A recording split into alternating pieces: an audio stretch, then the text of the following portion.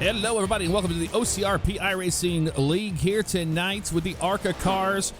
Same drivers as the Cup Series from last season here tonight at Indianapolis. And I am going to be joined by the one, the only Mr. Joe Cortez. Joe, how you doing tonight? Ready for some racing around this unique track? Always ready for some racing around the Brickyard. 2.5 miles around this beautiful oval, or square oval, I should say, in the heart of the Heartland. Always a lot of fun to call in with you, Jeff, and getting ready to do some racing tonight. Absolutely, and we're going to move into qualifying here in just a few moments. I'm going to eat my dinner, and Joe, if you want to talk about what you see on screen, have at it. That would be great if you could give me the broadcast feed. I will do so right now, actually. Let me get that over to you so you can see the broadcast screen, and there you go. That would be great. Have a great dinner. What's on the menu tonight? Buffalo chicken sandwich and fries. Ooh, always in good taste. Oh yeah. Oh yeah. 20 seconds until we go qualifying for everybody. How y'all doing tonight? This is the OCRP iRacing League from the Brickyard, Indianapolis Motor Speedway, a speedway that's almost 100 years old now. Founded by by the famous Captain Eddie Rickenbacker of Columbus, Ohio, even though I don't want to admit that he's probably the best thing to come out of that city ever. Owned by Holman & Company after Eddie Rickenbacker, now owned by Penske Entertainment Group. The NASCAR no longer runs the 2.5 mile square oval here in Indianapolis, moving to the road course feature. But tonight's feature will be around the giant 2.5 mile oval, the same one they run for the Indianapolis 500. Air temperature 77 degrees tonight. Winds coming from the south at between 6 and 7 miles an hour. Track temperature a calm and nice 114 degrees here in mid-October. So it should make for some very fun racing, very competitive racing among all of the OCRP iRacing League competitors here on the track. If you missed it last week, they were in Mid-Ohio Speedway. Speaking of Central Ohio, they were at Mid-Ohio racing a road course, no caution flags to end the race, but it was the Bandit that ended up winning that race. Congratulations to him on his first win of the season. As we get ready, when you start seeing some crazy stuff here to start out the race. Let's follow with the 67 machine now. That belongs to Leonard Fodorero, the fifth in that Blues Clues machine, taking his first of two qualifying laps around Indianapolis Motor Speedway, home to so many great racing events year after year. The IndyCar Series celebrates the Indianapolis 500 every year, dating all the way back to 1911. NASCAR started racing here in 1994 with the Brickyard 400, but again moved to the road course configuration in 2021 and started running the Verizon 200 here around this track. The Xfinity Series also runs here in a much shorter race, the Pennzoil 150. Indy Lights, Sports, SVRA, GT World Challenge America, Ferrari Challenge North America, all run here. And of course, IMSA will be coming back here next year, as well as the Trans Am Series. So lots of great stuff coming here to be seen at the Indianapolis Motor Speedway. Fun fact: they also have a golf course here. When they're not running this as an active racetrack, they have a golf course that actually cuts into the infield, and you play, I believe, 3 holes on the course. I've never done it. It's one of my goals for when I go to Gen Con every year. You go in, you do the gaming, you hang out and see all the new exhibitions, and then go play a round of golf at one of the most historic tracks in the world. Time's now being turned in for qualifying right now. Kyle Carpenter, the 77 machine, has the pole for the time being. Wes Graham in second, Kyle King in third, Jonathan Orndorff, the 20 machine, in fourth, Tyler Schultz in fifth, Nick Gould in sixth, Johnson, Evans, Sirens, and Bearder right now rounding out your top 10. Kyle Carpenter in that Smokey and the Bandit Pontiac Firebird. He was your winner last week in Mid-Ohio in that nightmare fuel Burt Reynolds helmet. He will spin out after taking his lap. No, he won't. He will continue. Netcode at its finest, ladies and gentlemen.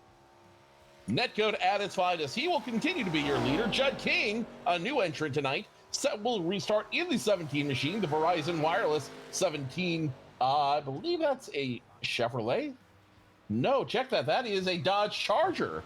First time we've seen Dodge represented here all season. He's a new entry into the race, and he will take away the pole position from Rock King. Actually, check that. The 21 is also a Dodge. So it's the second time we're seeing a Dodge represented here on the track. The 21 will now take his lead lap times, try to get on the board there and see where he scores on the track. As King comes around for the second time, or no, check that, that'll be the 76 machine now, taking his first of 78. I'm sorry, the 78. I gotta get my eyes checked. It's been a while, hasn't it?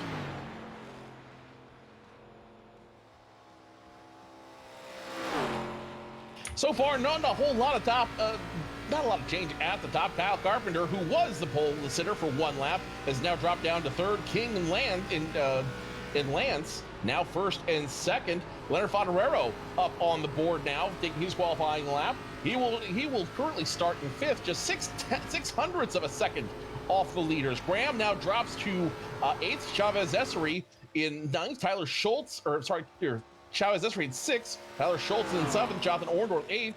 Johnston, that 21 machine, the 21 Dodge Dealers machine, reminiscent of what I believe it was Evernham Motorsports used to run, will finish eighth. Jason Lance, though, right now was a pole sitter, touches the wall in his second lap, and I think he is done for the night. So he will start on the outside of row number one. Johnson and Calvin rounding out the top 10 of the field.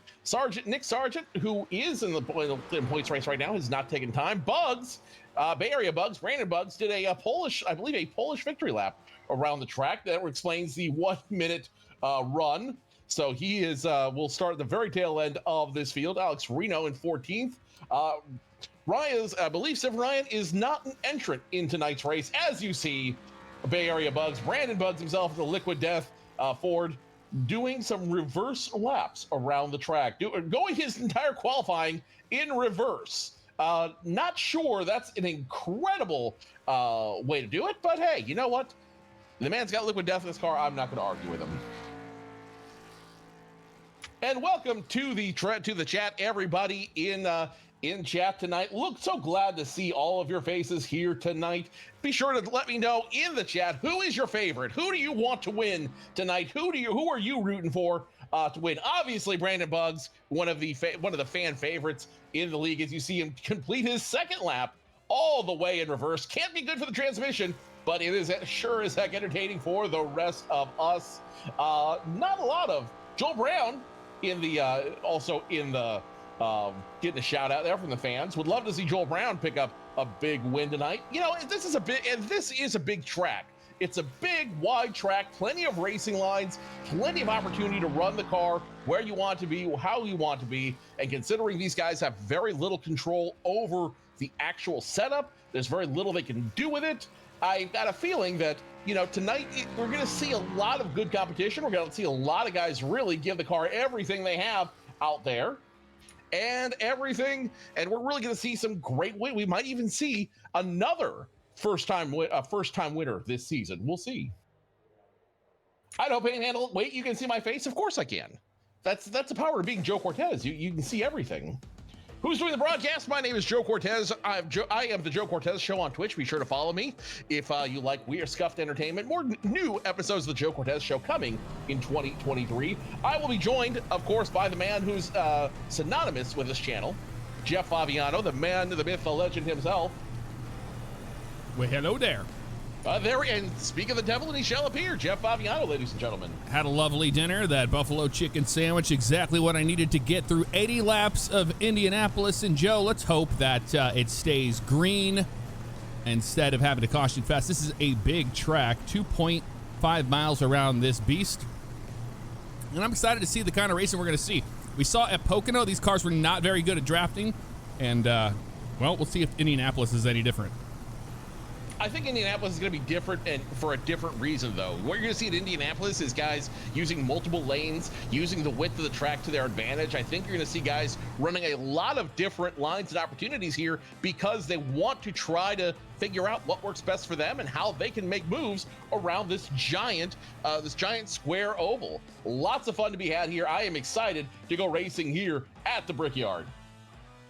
And we'll get that starting lineup to you here in a few moments, as soon as they start rolling, waiting for, looks like Ben Tuttle to make it down here into his car and to give the signal that he's ready to fire it up and get underway so we can get the pace lap complete before green flag racing. Now remember, certain tracks have the Geico restart zone. I'm not sure about this one.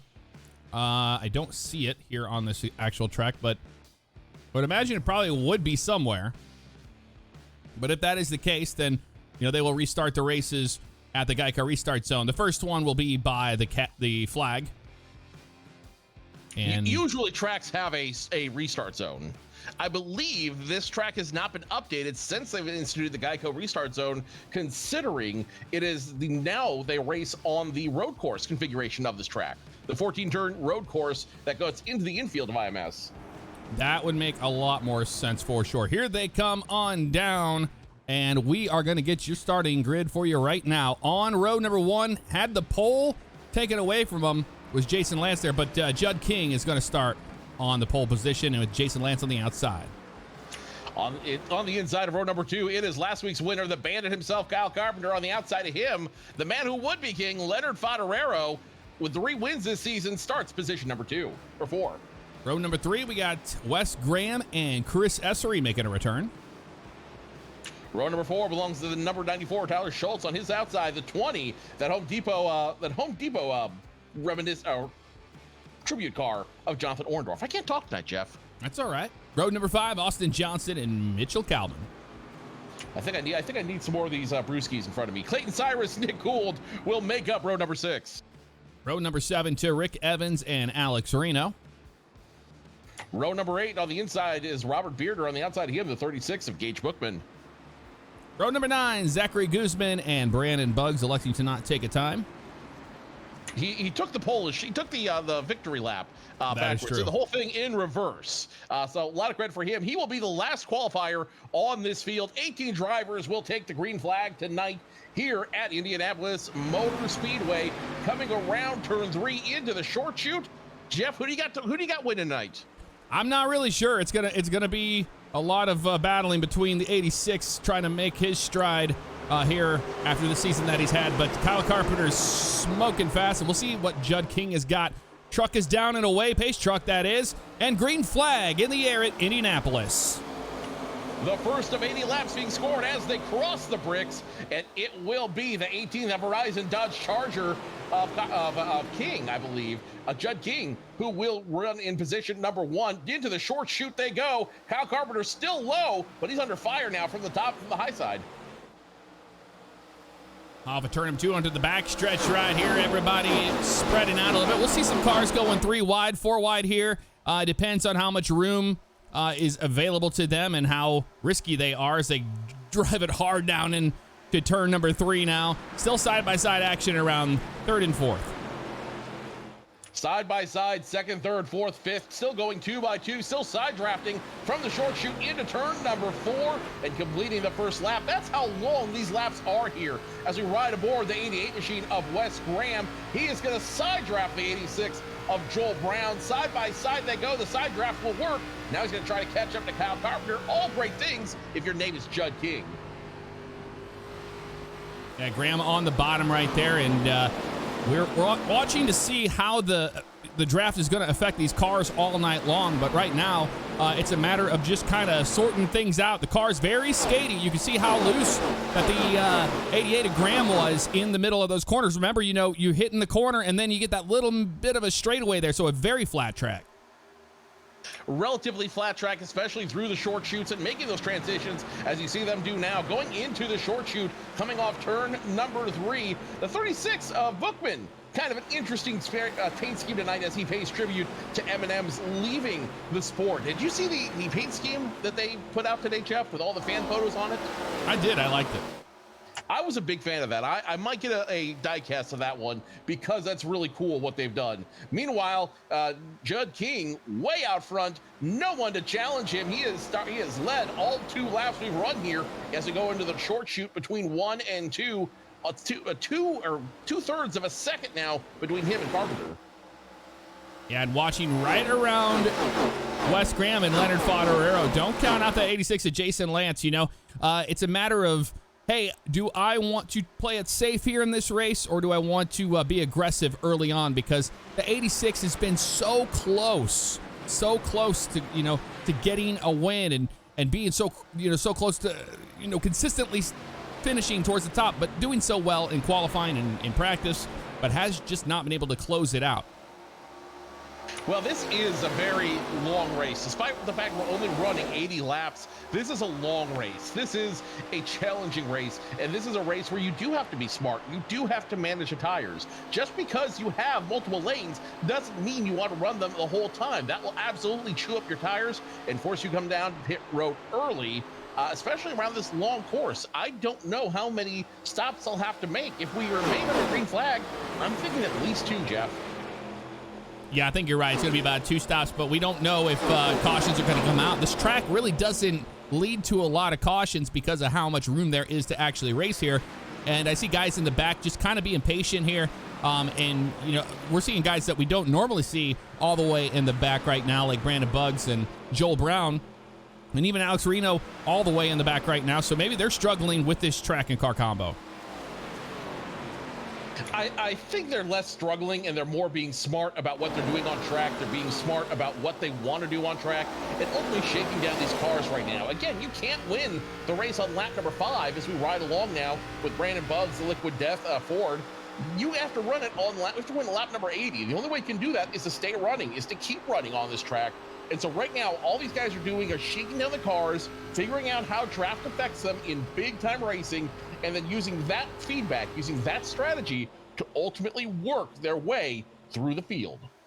As they run right now, Carpenter has ran down that 17 of King right now to a half a second.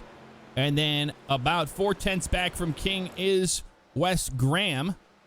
And they're all pretty much together here, Joe, as they are getting through this set of corners here. Yep, everybody there looking a little worse for wear. That's going to be Leonard Favignano on the low side trying to get a move on Wes Graham side drafting into turn number 1. He's got the preferred lane. Can he make the pass on that outside line or that inside line? Yes, he can. As Wes now hits the wall, will force him into position number 4. Yeah, it looks like the 67 got tight, ran up the track a little bit, and that forced the 88 to run higher and then caught the wall, as you saw right there, and they're going to sort it out there for right now. Still single file, but further back you have a breakaway between the 86 of Jason Lance in 5th, and then in 6th right here, that's Austin Johnston leading that second pack. So maybe the draft is mattering based on how close these guys are running together, because the front, they're running really close. You know, they have a good train happening here, and they're able to pull away like they are. Well, again, it's a matter of draft. It's a matter of how comfortable you are in the car, and it's a matter of how able you are to run this track and run it in a way that makes sense for your race. You're not only running against the guy in front of you and the guy behind you as we ride alongside Kyle Carpenter in that Smokey and the Bandit-inspired Pontiac Firebird. You're also running against the track. You're running against the resources you have, your tires, your fuel load. You're working against all those things to make sure you manage the race better than anybody else in the field. By being smart is the only way you get ahead. Yeah, keeping an eye on that 17 of King, you know, dropping even another 10th here to Carpenter. It looks like, you know, that draft is starting to work a little bit to his favor right here, but maybe the 17 used a little more tire than the 77 and 67 here early on. I mean, we're 7 laps into this thing, but every lap counts against your tires big time.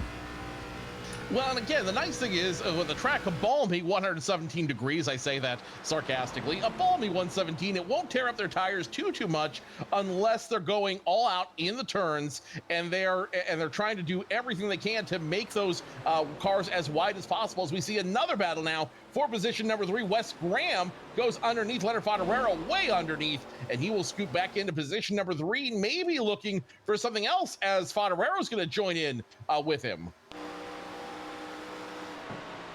Yeah, that was a good move that Graham was able to pull there on the 67 of Favignano.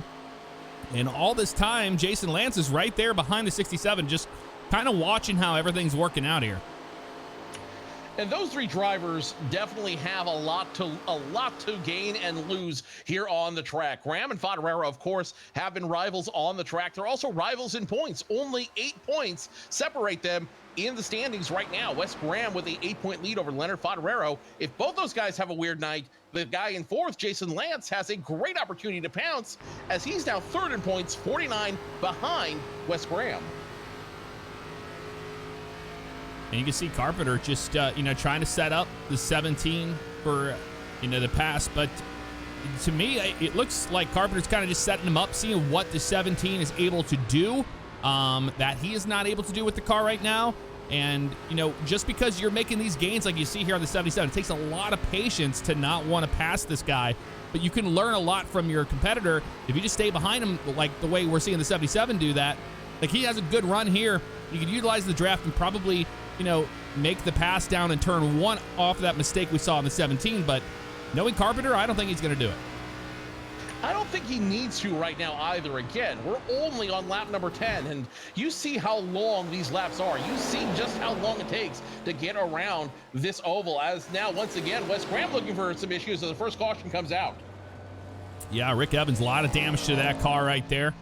Caution flies on the track, and we'll find out what happened here in just a few, but it looks like it all took place right off of turn number 4 here.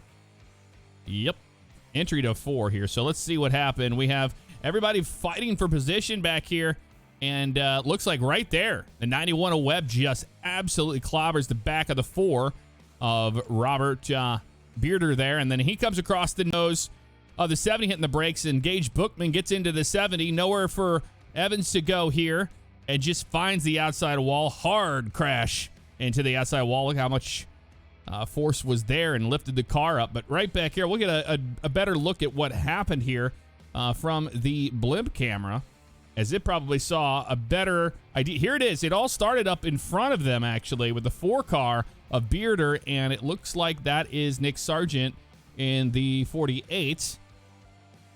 That happened to take place. So let's back it up and see that one right here. So looks like the 48 of Nick Sargent gets the wall and rides the wall. So here he is loose, gets into the wall right there. Hardlick can't get off the wall, trying to slow down to stay out of the wall. Here comes Bearder. He's committed to his line, runs the 48 over, comes down a little bit. Everybody in the brakes, and then it was just absolute hell behind him. A chain reaction started by that wall glue. Good news for them, though, is they do have those 2 quick repairs they can use. And I don't think anyone had to get towed. I think they were all able to come down pit road for their to get their tires, get their fuel, get their brand new car underneath them and on their way. Meanwhile, up front, no major changes. King, Carpenter, Graham, Favignano, and Lance remains your top 5. Jeff, the chat's now calling for an over-under about 6 cautions a night. What do you think about that? I think that's going to be a little bit tall for what we're going to see. We're already 11 laps into this thing, and it's just the nature of this track and how it works. We're going to see these guys just taking it a little easier. Definitely taking it quite a little bit easier tonight, as now King will lead everybody down pit road and to the services of their crews, looking for everyone here to take 4 virtual Goodyear racing tires and a full tank of virtual Sunoco racing fuel. Everybody finds their boxes here. Judd King in his first box right now with that advantage of having the front box. Don't expect to see anybody taking 2 tires here, but we'll see how everybody fares off the pit road.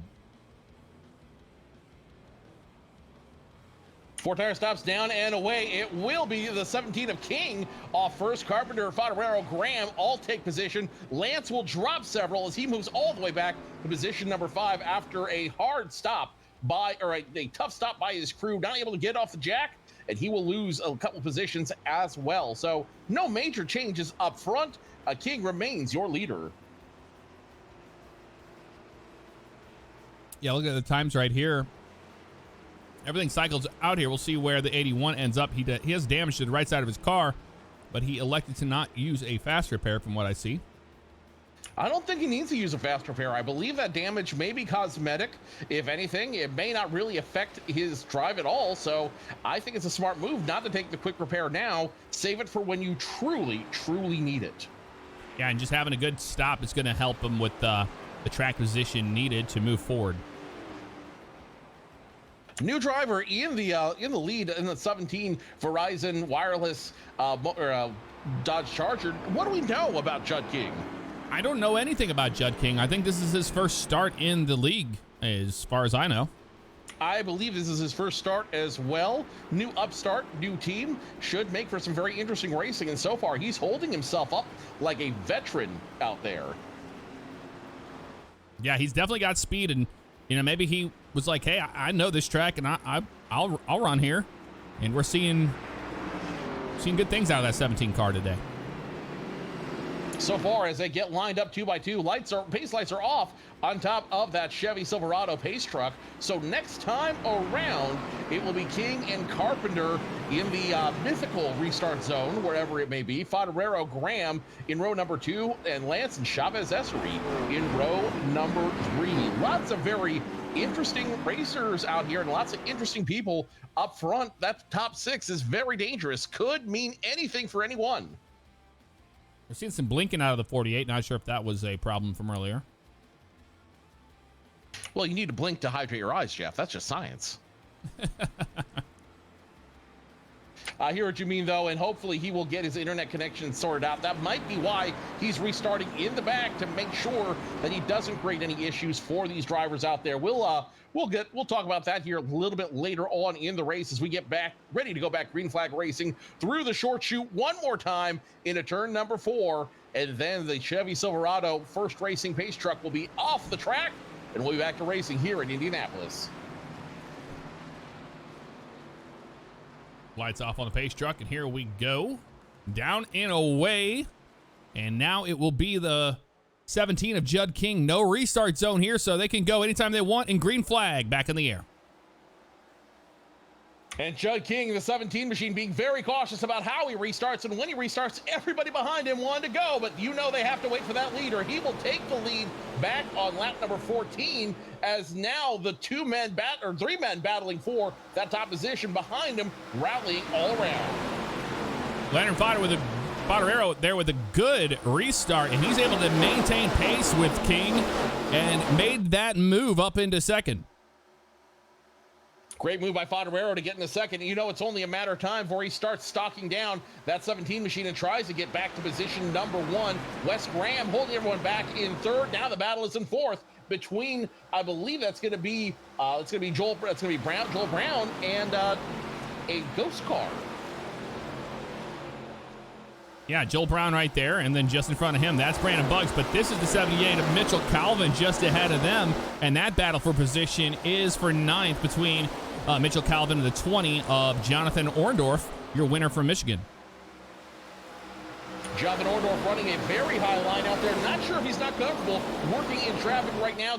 Yields position to Brandon Buggs as we go back up front, and we have another switch for the lead and position number 2. Judd King will yield to Favignano and Graham. We have more trouble now in the back. We have trouble in the back? I don't see any trouble. I see people getting squirrely and loose and everything else in between, but out front right now, how about it? King falling back to 3rd right now after that restart, so maybe that's the difference between, hey, I'm going to take it easy this time on tires rather than last time, just to see where things shake up here. But right now, Favignano out front and pulling away.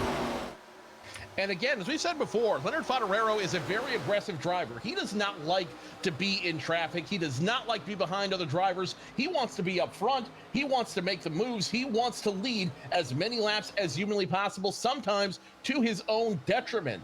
Now, the question is, are we going to see patient Leonard Favignano here on the track? Or are we going to see the aggressive Leonard Favignano that's going to run the wheels until the tires fall off? I think we're going to see aggressive Favignano that's going to run the wheels until they completely come off the car. That's what I'm seeing, and you can just see the skew of the car in the corner. It looks like it's about to spin out the entire time.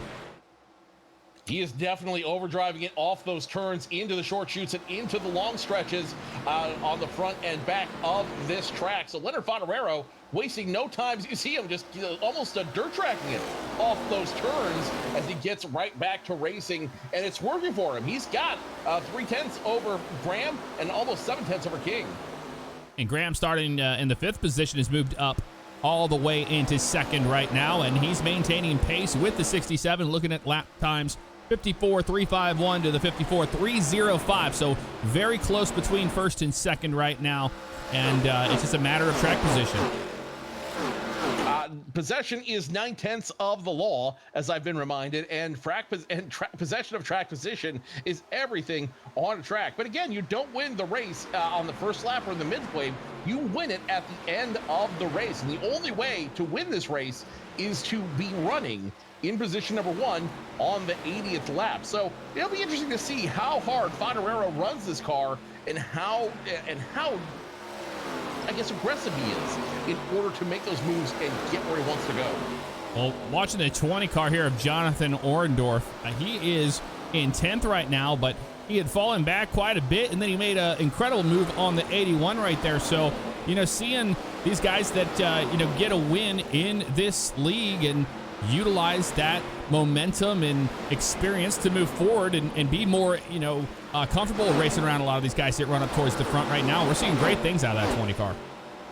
And Jonathan Orendorff, again, no stranger to victory lane, got his first OCRP iRacing League win in his career earlier this year in Michigan. So now running that Home Depot, Tony Stewart-inspired Chevrolet, looking to make a little bit more noise tonight as now that M&M's car gets into the wall. Yeah, Gage Bookman found the wall there pretty quickly. And he didn't have any help or anything like that. Just goes to show how tight the car is getting after a few laps. And the 36 just found the wall.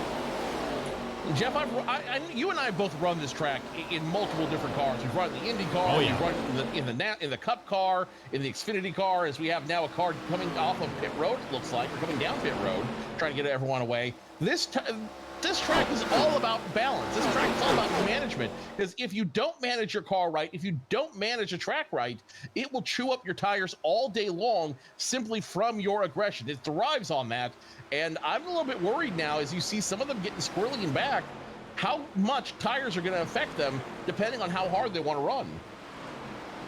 Yeah, it's an extremely frustrating track to run sometimes because of how flat it is, and you feel like in the middle of the corner, if you're pushing it that extra bit, you're either going to get the car really loose or you're going to have the push. That's going to come after using those tires up, and you'll find yourself having to roll out of the throttle a lot more, so just so you don't find that wall on the outside.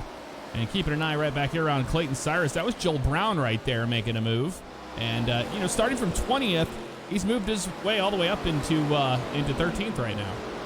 Joel Brown in that 43 machine, a beautiful man with, look at those lots. Every time his picture comes up, it just makes me smile. He's a beautiful, beautiful man with those lots. Out front right now, that's Favignano has 4/10 on Graham. And Graham not able to really pull him in too much. They've been running pretty even. I mean, when I talk about even, I'm talking about a 54.768 to a 54.726, 726 for Favignano there that last time by, but very, very close in speed. And then Carpenter right there, didn't expect to see this. Falls back about 2.5 seconds from the leader. And again, I think he's in conservation mode right now. I think he is working with those cars behind him that include Chavez Essery in the Ghost car, Jason Lance, who's 3rd in points right now, and Judd King, the rookie, coming out here as well. I think they're all just simply being patient. I think they're all biding their time around this track. And I think all they're doing right now is simply trying to conserve their cars, let the leaders run as hard as they want, and everyone else, is that a car backwards? That's Judd King. Spun around and stopped in the middle of the track. Did a really good job of locking it down, but that's so much damage on the left front. We're going to find out what just took place here. Nothing good. I was about to say, come on, Webb, don't hit him. Don't hit him. He's been stopped there for a while. We're going to back it up. Right here, it looks like he had a blink. Something happened like that. A network issue or something. Here he is off the corner. You can't see him. You see the 78 sideways. Yeah, and there it is. So he had a disconnection of some sort. Something mechanical went wrong on his PC, and you saw the aftermath of that. I can back it up here, and the reason why we're not getting a good, good video here. Here we go. You can just see right here. Let's see if we get a better shot of what happened right here. So here he is off the corner, and it looks like, I don't know, he had a disconnection issue where the car just shot to the side. Look at that. And it completely disappears, and by the time it comes back, it's already made contact with the inside wall. Really tough break for the 17 after starting so strong. That is incredible to watch, Jeff. Just watching that very dramatic wreck into the inside wall. And netcode, I mean, these guys are racing from home. These guys are at the mercy of their internet connections, and just like something mechanical can go wrong in a car, something mechanical can go wrong with your PC, with your internet connection, and that can ruin your whole day. Judd King now getting towed back to pit road. That's going to hurt him. He may lose a couple laps as a result of that. And here comes Favignano and everyone else behind him for pit stops. So Favignano will now lead everybody down to the attention of their crew. And I'm not a psychic, Jeff, but I think I can read everybody's mind here. 4 tires. Yeah, I think no matter what, you're going to have to do 4 tires. You do 2, and you get a green flag stint, you're going to really pay for it. How many sets of tires do they have tonight? I believe they always have 5 sets of tires. Well, they've gone through 2 stickers now as a result of this. So with 5 sets of tires, you after this stop, you're going to have to be very careful of when you come down. As look at that, Jason Lance rolls the dice. He's not going to come down. He's not going to take all 4. He'll take 2, and we have our 3rd lead change of the night. Yeah, I'm not sure about that move right there, unless he's expecting more yellow flags to come out, and he's going to be able to pull away from them to do that. But a bold call here by the 86. Everybody else taking 4, but the 86 will take 2 tires. And we're going to take a quick break here, our first one of the evening, and we'll be right back with more action here at Indianapolis.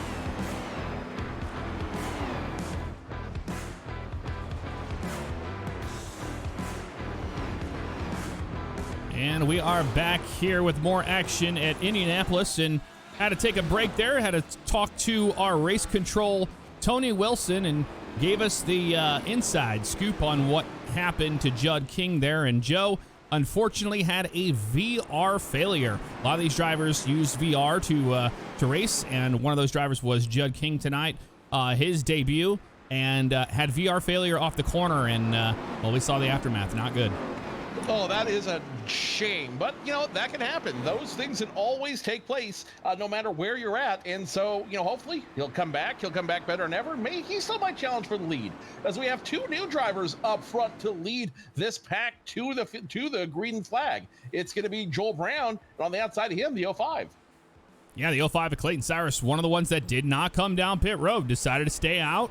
We'll see how this works for track position. Maybe he feels that, he has enough under him right now to maintain. Maybe, you know, he's not going to be able to hang on to the lead perhaps, but maybe if he falls back even to 10th, it'll be a win for the 05.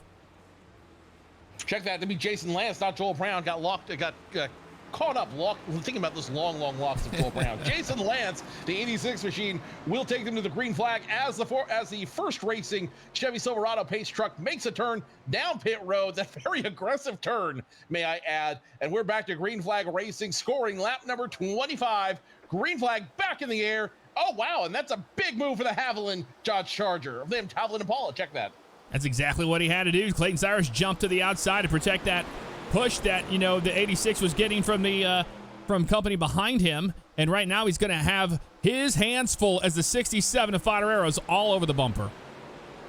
All over the woad as the 05 goes all over the woad, goes high, nowhere to go for him. He may be forced to give up the lead back to the Blues Clues machine of Leonard Favignano. A lot of movement back there towards the back. That's Mitchell Calvin moving in front of Jonathan Orendorff in the 20.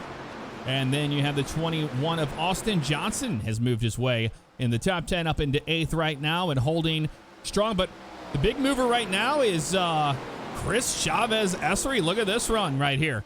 You know, started 6th, fell all the way there to the back a little while, and then jumped back up there. And right now he's fighting for 4th. Chavez Essery in that ghost car running all the way behind the 88 of Graham, trying to figure out if he can get around him or if, more importantly, when he wants to get around him.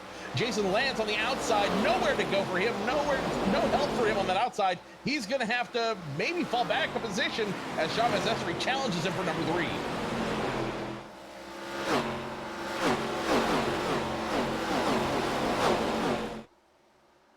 A lot of movement in the back right now. You see cars fanning out, and that is something you will see all the time at Indianapolis. And have a look at Favignano now pulling away almost a second on Graham. Almost a second on Graham. And again, I have to wonder who's playing conservation right now and who's running as hard as they can. Everybody but Lance took 4 tires. Lance has 2. Clayton Cyrus, I'm not sure if he took any tires on that machine as we run on the number 21 of Austin Johnson, that Dodge dealer's Dodge Challenger, something you don't say very often anymore. Currently running in the middle of that field right now, is snuck into the top 10, and I love seeing that Evernham Dodge running, that Evernham inspired Dodge running in the top 10. Great car, great driver. You want nothing but good things for him. And you see guys in the back here really fighting hard. Right around Gage Bookman, we saw a lot of movement out of there, and with the 22 of Alex Reno. This is around the 15th spot here, but, you know, we see guys starting to get really tight and run each other up the door. Well, the 36 there was wildly in and out of a lane. I haven't seen him, in line like we have seen some of the others. No, I think, again, they're trying to figure out what lane they want to run, what works best for their car as it comes to go time, you know. When you run the lower Indy cars here, you can go 2, 3, 4 wide without any issues. In fact, I think the Indianapolis 500 starts 3 wide out here. Here, with these bigger cars, they're wider, they're not as aerodynamic, they're not as low to the ground. You can't run that many lanes, but when you do find a lane you do run, you can make it fast, and you can make passes on anywhere on this track. You don't have to wait for a certain zone. You can just go straight into it, and as long as you have the faster car on the run that works for it, you're good to go. Yeah, trying to figure out what happened with the 81 after moving all the way up there to the front and coming down pit road. Maybe a bad stop or something happened there for the 81. He has not used a fast repair yet, but he is struggling right now in traffic just behind Robert Webb and company. Well, actually, he's scored above Robert Webb. Robert Webb's 1 lap down, and Robert Bearder is the last car on the lead lap right now in 18th. So 18 cars on the lead lap. 18 cars currently running. I believe that's all 18. Or no, 18 cars started this race. 18 remain on the lead lap. And Favignano, it looked like he may have had some right side damage on that car. Might have brushed the wall somewhere along the way. So that might be an issue he'll want to get looked at here sooner rather than later. Yeah, and it doesn't take much. You know, you make, oh man, Bookman sideways just in front of Guzman. That could have been bad, but he's able to gather it back up and get it going straight again. But right before that happened, I wanted to say, you know, it doesn't take much. You brush the wall, you knock the toe out of the car a little bit, you start losing a lot of speed compared to the rest of these guys.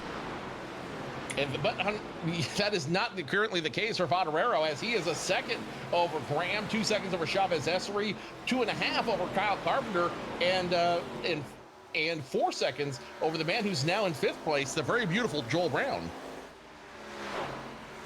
And as they run right now, Favignano, Graham, Essery, Carpenter, Brown, Johnston, then Lance, Schultz, Sargent, Orendorf. How about that for Orendorf, doing great tonight, staying in the top 10 right now, and hanging around the 48 of Sargent.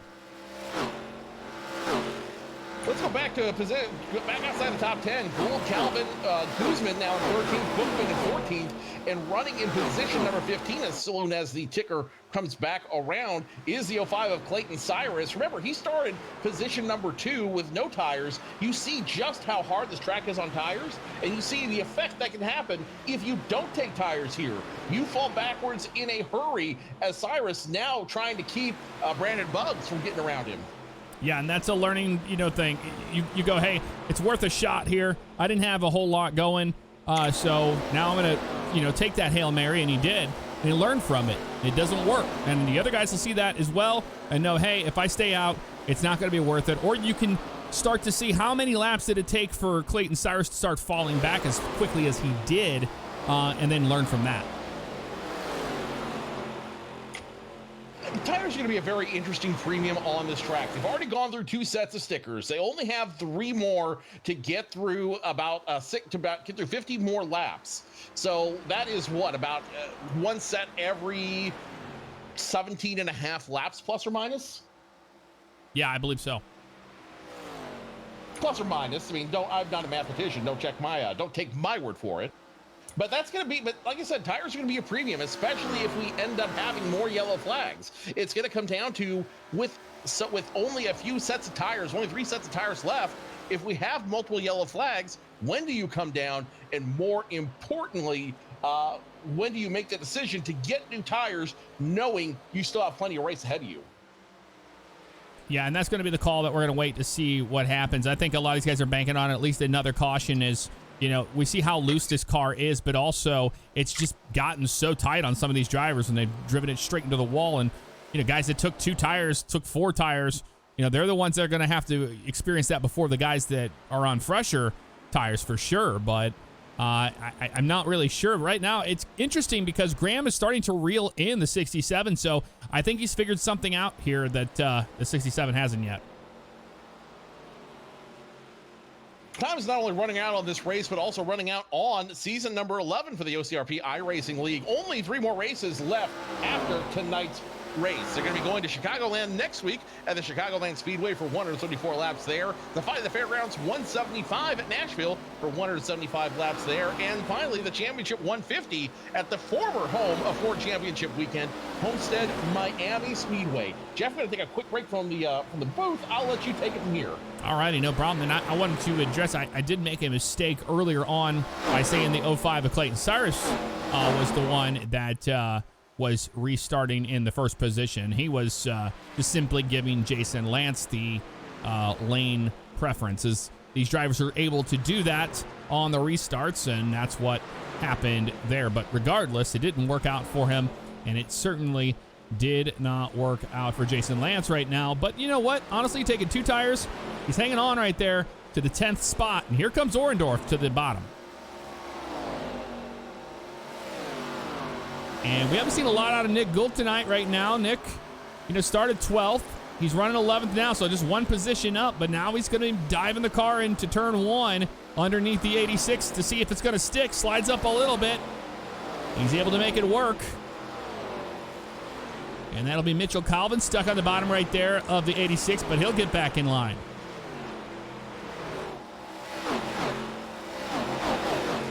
And we are keeping an eye out as Gage Bookman really sideways there, and so is the 81. I think he found the wall off of turn 2 right there. Not the night that he was hoping for. Been 18th. He's been up to 10th tonight as the best. And right now running in the 15th spot. So struggling with the car, maybe the damage combo.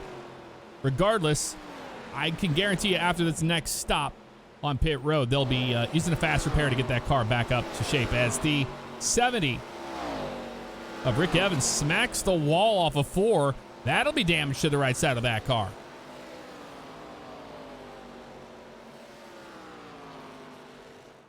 And we were talking about that gap from earlier, but Favignano is able to increase it from 9/10 now to 1 second and 4/10 after on Graham there. So things are a little bit different. Looking at the lap times here, Favignano with a 55.397 and Graham a 55.596. Now, what I love to look for is guys that are a little quicker in the pack, but I'm not seeing that right now. I am seeing some guys running some 55s right around Jonathan Orndorff, Nick Gould right there. They're not too far off of Favignano and Graham.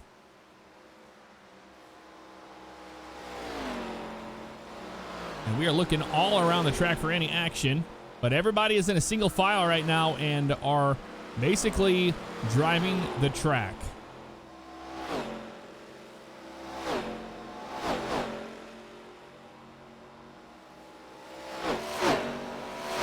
And earlier we were talking about, guys coming out on pit road and, hey, are they going to expect to see another yellow? And, my rebuttal to that was the way the track is designed, the racing we've seen tonight, we're going to get a long green flag run, and I think that's what's happening right now.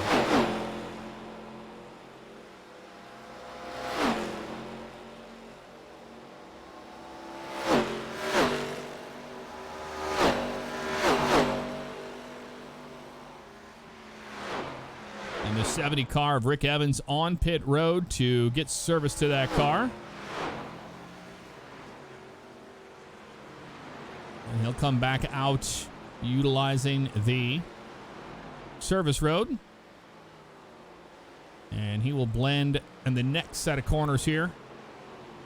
But Favignano out front right now, and that hasn't changed. 18 cars on the lead lap, with Robert Webb being the first car a lap down, so he would have the lucky dog. If the caution were to come out, he could get that back. We have a battle right here around 7th. That's Nick Sargent moving around Tyler Schultz in that 94. After starting 19th, he's moved up to 7th right now. And Jonathan Orndorff right behind Tyler Schultz. He's going to pounce on him as well, driving the heck out of that car right now. And he's going to be looking to make a pass here. He's going to have to be patient to do it. Thank you, Jeff. Back from my quick break. You just got to be very patient. Those two drivers in those two throwback schemes, they do have a lot of wisdom between them. And I've got a feeling that they are going to be racing smart against each other, just waiting for the other one to make a mistake. A forced error, if you will, to get that move. It won't be easy, but it can be done. And when you're back in like 10th, 9th, here after the field spread out the way it is right now, 10 seconds back to 7th, it starts to get to the point where you get in your head and say, hey, I don't think I'm going to be able to win this race. It's way too much. I have to, how much I have to pass to get up there or to make time up. That's a lot. But we may see another caution, which would change up everything. It would change up the strategy of all of these drivers. But right now, still under green. As we get close to the halfway point, Jeff, looking forward to the rest of this race, at what point do they come down pit road? If it doesn't, I believe we will probably see another green flag pit stop tonight, or a first green flag pit stop, I should say. If we do see that, when are we going to see that?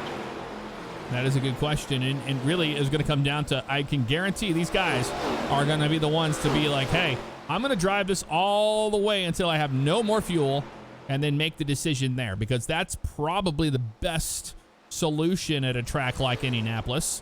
And, fuel mileage will come into play here.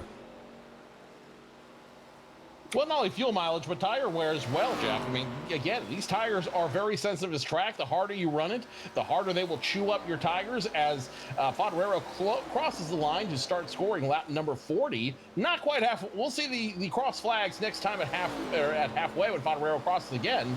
But considering how hard these are, the abuse they're being on these good years, they've got to come in at some point to get one of the 3 remaining sets, right?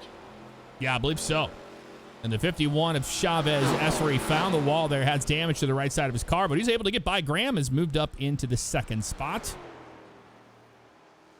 So your top 5 right now, Favignano, no challenge for him. Everybody's around him. It looks like now things are getting squirrely back towards position number 13, 14. Yeah, right around Tyler Schultz here. I don't know what happened there, but he's falling like a rock back to 12th right now. And all those guys were able to get by him. I'm not sure if he found the wall or what happened. And that's the 70, Rick Evans. He is 2 laps down just in front of the 94 right there. And Nick Gould hanging onto that car. But how about Jonathan Orndorff? He's in 8th right now.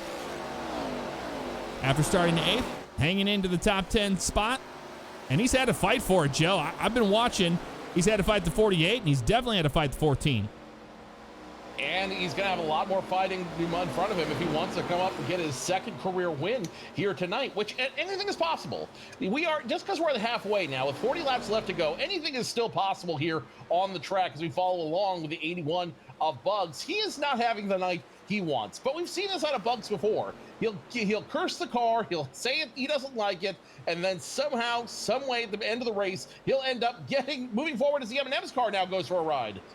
Yeah, Gage Bookman got into the grass. They were able to get it going straight again, so no caution comes out on the track right now. But yeah, Gage Bookman having some issues hanging on to that car after starting 16th, running right now in the 15th spot, but he's been up to 13th. As squirrely as it looks, I mean, we have 22 cars out here on the track, and as squirrely as we've seen the 36, I mean, he's just driving the heck out of it, Joe. He's really working for 15th. Definitely working for 15th, wants to stay on the track, wants to finish on the lead lap, as he's got drivers who are at least a lap down behind him. Now, back up front, it's Wes Graham trying to make a move on Kyle Carpenter. He wants to get in position number 4. To the low line he goes, makes the move, and now Score Graham in position number 3 as they both look to hunt down Chavez Essery in front of him. And I was watching the 48 of Nick Sargent. He found the wall off the corner as well, and made contact with it and fell back to 8th right now. And Clayton Cyrus and Gage Bookman were going at it there for a little while. But back out front, the 67 of Favignano, and he's going to be catching up to his first car of the night, which is Ben Tuttle there as a lap car. 17 laps down, so I wouldn't imagine too much of a fight from the 16 of Tuttle. That's currently driving a 6 car, it looks like. That is correct. Shouldn't be any challenge from him, as he's going to go low and stay way out of these drivers' way. Might try to go high in the turn to give the leaders the preferred lane. No, he's going to go low, and next time by, he should be put another lap down, as Favignano wastes no time making the aggressive move. You would think he was on the lead lap the way Favignano passes him. Yeah, you would think so. That was, if I was in Favignano's shoes, I wouldn't have been too happy about that. He had a lot of room to give Favignano and just chose to not do it. Or, sometimes it happens where these guys they close in on you so fast, and you're keeping an eye on your relative screen, and you're like, okay, you say he's 2 seconds back. Okay, now he's 1 second back. Okay, he's 30 seconds back, whatever. But you're busy racing the car too, and to not crash the car, you have to run your line you've been running all night. So it's difficult to just give that position up like at a split second like that. Absolutely it is, and that's why you see a lot of the drivers will usually signal where they want to go. They'll usually signal high, give the drivers the preferred line through the turn so they can get around him easy. But Ben Tuttle, no, he's going to make him work for it a little bit, and that can actually be a benefit to the drivers behind him. Well, it's always the drivers that are passing lapped cars. It's their job to get around these guys in a safe manner, and you have to, like right here, you can see he took away the 77's line. But that's just a matter of, he's trying to run his line to where he doesn't wreck the car. And that's going to put him into a 3-wide situation here with Graham to the inside of the 77. He's going to utilize that mistake that the 16 had there by not giving room to the 77. And that allowed the 88 an open door, and he'll take it. See, that's exactly what I was talking about. Using those lap cars as a pick. That can happen. That can definitely change the complexion of your race. And in the case of Carpenter and Graham, it did, if just for a couple laps, if nothing else. Let's follow along the 86 of Jason Lance as he looks behind him. Calvin, Gould, Schultz, Sargent, all in line. Looks like they're trying to start a draft, Jeff. They're starting to try to start a freight train to see if they can start catching up with those leaders up front. Yeah, and all the way back up front here, we got to keep an eye on this battle between the 88 and 77. The 77 able to get by the 88 there. And now Wes is going to have to track him back down for a pass. I'm going to track him back down. Can he do it, though? You know what? Actually, it wouldn't surprise me if they play leapfrog a little bit. This is an interesting move you will see when guys are tandem drafting. You'll see them play leapfrog, where one guy will lead for a couple laps, then the guy behind him will make the pass, and they'll keep the draft for the most part.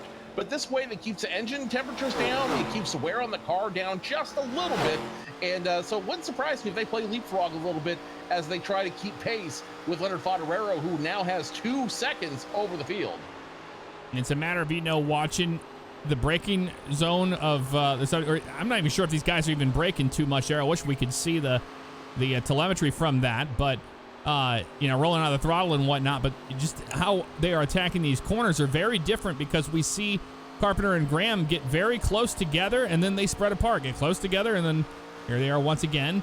Carpenter starting to pull away.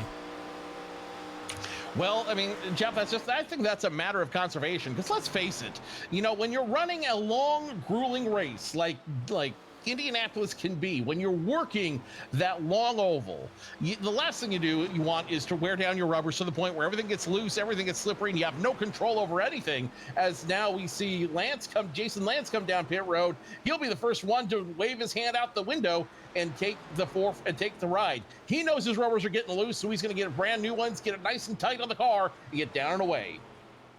Yeah, and that's a matter of, he's going to expect the race to stay green as of now, and this is the decision to come down since he took the 2 tires earlier. It wasn't helping him in the long run, and if he wants to make a push towards the front, right now is the time to get those tires and fuel and just hang on to the end. And this also is an interesting strategy move, because it puts him on a completely different pit strategy as everybody else. So even if we do have even if we do have more green flag pit stops, or even some yellow flag pit stops, this could ultimately make the difference between him winning and him ultimately getting behind. As now you have another taker down pit road. Yeah, Nick Sargent on pit road as well, after fighting that car, smacking the wall a little bit there. Time to get some new tires on him and use a fast repair as well. You'll see that happen. And right now, it's interesting to note, we have to keep an eye on this, that Jason Lance is the first car 1 lap down. So he is in the position for a lucky dog. So say, here comes the leader now on pit road. But he's going to get his lap back. But if that weren't to happen, the caution would come out. He would be able to grab it back. So all of the guys are coming down on pit road now for green flag stops. The seal has been broken, and only 2 sets of tires remain, as they will pass Aviator Alex, and I couldn't catch the other car down on pit road, but now it'll be Favignano leading, looks like Chavez Esri and Wes Graham down pit road as well, to the attention of their crews. Look for 4 brand new virtual Goodyears and a full tank of virtual Sunoco racing fuel, as Carpenter now inherits the lead with Orendorff 10 seconds behind him. Yeah, Carpenter and Orendorff not coming down on pit road yet. A lot of these guys just kind of staying out, waiting to see. They might hit pit road next time by, but maybe they're going to take a strategy call here, hope for a caution. Now, if I'm Carpenter and Orendorff right now, I am hoping for a caution. I'm doing everything I can to keep the car running, knowing that I've got almost a full lap on those guys who come down pit road. Carpenter does not agree with my call there, and he's going to come down pit road. Smokey's going to get loaded up with that Coors Banquet beer and get back to trucking around this track, and that will give the lead to Orendorff. No, Orendorff will also come down pit road as well. The 21 of Johnston now in the lead. Yeah, 21 of Johnston will take the lead over here. We're going to keep an eye on pit road here between the 77 and the 20, both electing to come down this time. And Kyle Carpenter will see if he can get a good clean stop here. This is where things get really hairy, because you have and it's almost, it's very nerve-wracking to make green flag stops. You have to be perfect. These other guys have to be perfect. And that little bit of you missing your box by a little bit, having to back up or whatever, it's just so monumental against or it's so monumental with the outcome of your race. Great stop for the 77. He will be back on the track right now in 5th. Let's see how it shakes up as the leaders come around. Also coming on down pit road that time was Calvin, King, and I believe Nick Gould as well came down. Nick Sargent also coming down that time by. Johnston, though, has not indicated he wants to come down pit road. He's staying out. He's leading laps, and he's got 20 seconds on Favignano, Essery, Graham, and Carpenter. Yeah, and I'm watching right now between the stop times here.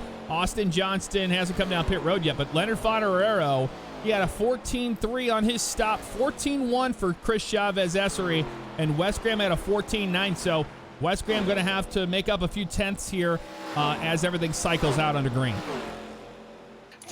Of those guys who would be leaders, who would be in charge of this race, Favignano has a big jump on all of them. Even though they came down at pit road at the same time, he's got a 4/10 lead over Essery, Graham, and Carpenter as well. So Favignano knows something about that car that those other guys simply don't. Yeah, let's try to show you exactly how this is all shaken out. Right now, here's Leonard Favignano. Your leader, Austin Johnston's all the way on the other side of the track, now coming down to the start-finish line.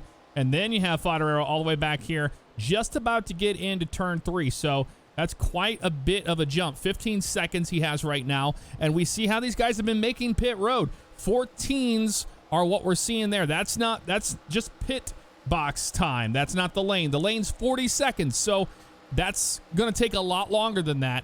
It's going to be hard for the 21, but he's holding out for a caution, which would force these guys into a position of, hey, do I want to take tires again? What do I want to do here? So here's Favignano, and then Chavez Essery right back here in 3rd. And right now, you're really seeing the difference between having 4 brand new tires and old tires on the car. Yes, Austin Johnston in the 21 Dodge Dealers Dodge Charger, he is your leader, but he is rapidly losing time to Leonard Favignano and company. Favignano is reeling him in at a pace of about 2 seconds per lap. We were talking, he was 15 seconds behind. When you stop, Jeff, he was now only 12 seconds behind and counting. So as we go through these turns, we continue to come around. Favignano is going to continue to aggressively reel in Johnston. And at that point, in your Johnston, you're running out of time to come down pit road and stay on the lead lap.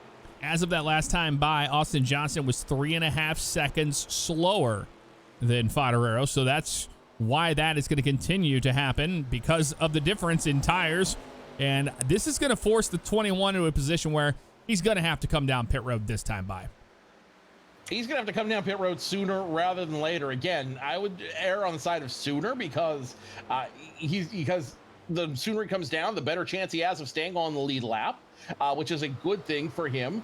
That being said, he may be gambling. He may be going for broke right now as hoping a caution flag comes out. He may be looking for some of that, something to throw out of the side of the window there to try to get one of those infamous NASCAR debris cautions.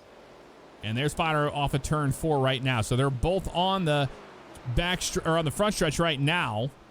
And yeah, that's exactly what Johnston's doing. You got to stay out long enough to where you're not going to run out of gas, but long enough to wait for a caution to happen so it'll, force everybody else onto pit road. And that's exactly what you want. But right now, Favignano is about 7.5 seconds back from you after, having that nice, comfortable 14-second lead on him. Well, now things start getting real, and then the pressure gets supplied. The pressure gets applied, and now Johnson is going to be forced to make a decision. He may not get the caution flag. And at this juncture, even if a caution flag comes out, your leaders may not come down because they only went down about 5 laps ago. So they may not feel like they've got enough time on their tires. They may not feel like they've got enough of anything worn down to warrant a pit stop, as now another car gets it. This could be the caution flag he's waiting for. Looks like Robert Webb's going to get it gathered up, gets onto the access road. That'll keep the yellow flag from coming out right now, but he definitely found out the hard way. Hey, I think it's time to come down pit road after smacking the wall.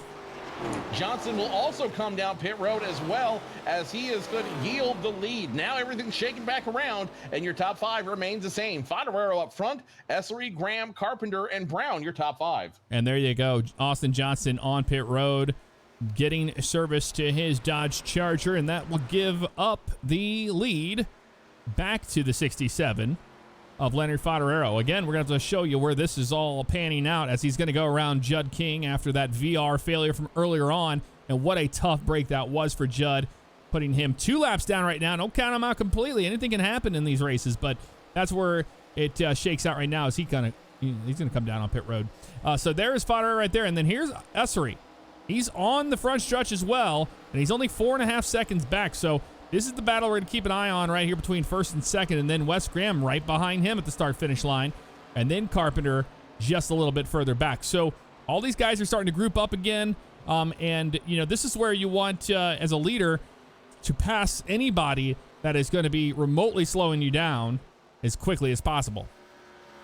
Now, right now, the number 4 machine of Bearder, the RAR car is the first car on the 1 lap down. So when the caution flag does come out, he would get his lap back on this field of 22 cars, taking a stale on the racetrack tonight.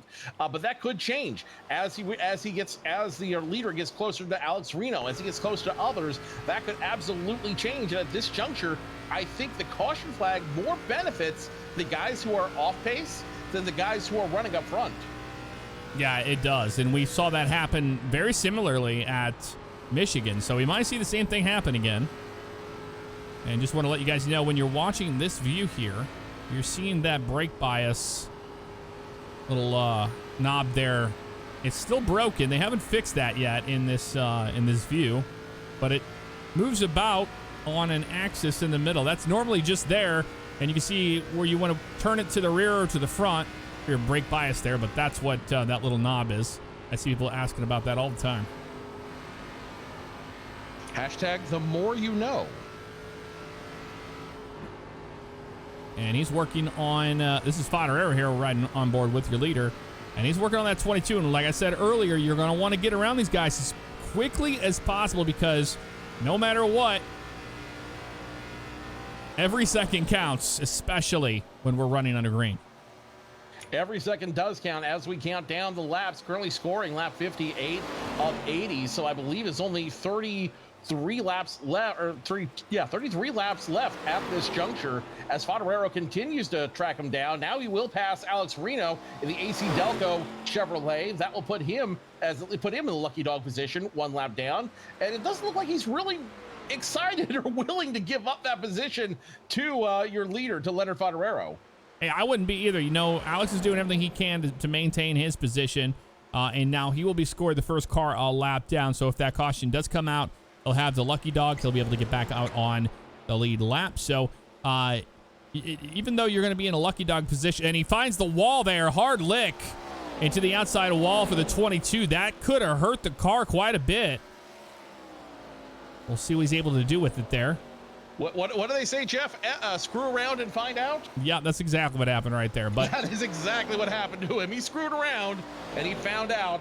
I don't think a whole lot of damage to that car. Cosmetic at most. He will continue to run. Won't need to go down pit road. But, if a caution flag does come out, that'd be a great place to use one of your 2 quick repairs. Oh, yeah. And we're going to wait to see if that does happen. I mean, there's still a lot of racing to go here. It's a big track, 2.5 miles around here. And, we're going to be completing now lap 59, so 60 with 20 to go. Anything can happen still.